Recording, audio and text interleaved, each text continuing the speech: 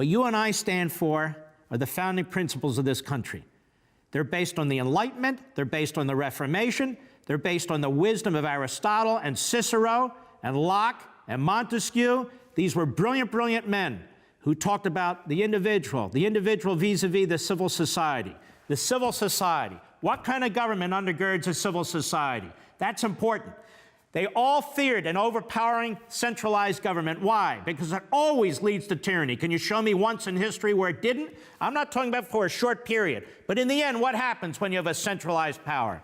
You have emperors, you have kings, you have queens, you have dictators, you have Communist Party leaders. That's what you have. In a republic, you have divided powers, you have a legislature, you have a president, and you have a judiciary. And only they have divided powers over a certain part of the government. You have states, you have counties, you have localities. Power is dispersed, and that's the point. Why is that important? So individuals can live their lives as freely as possible without being told how much to give the government all the time, what they owe the government all the time, what the government policy is all the time. They're all part of a commune. A part of a commune, the general welfare. As determined by whom? A 28-year-old from New York? A 76-year-old from Vermont? A young guy from New Mexico? The media? No, you get to decide how you're going to live.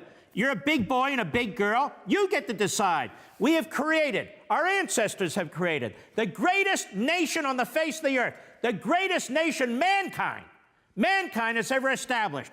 And we have these yahoos who embrace the importation of an ideology from Germany and just keep pushing it and pushing it and pushing it and telling people, you can get all the candy you want, any kind of candy you want. You should have it for free. And everybody should get the same amount. All we have to do is steal from that guy over there. The 1%, the 1%, the 1%, always holding up the 1%. Why? Because that's what Marx told them to do. For more, sign up for Levin TV.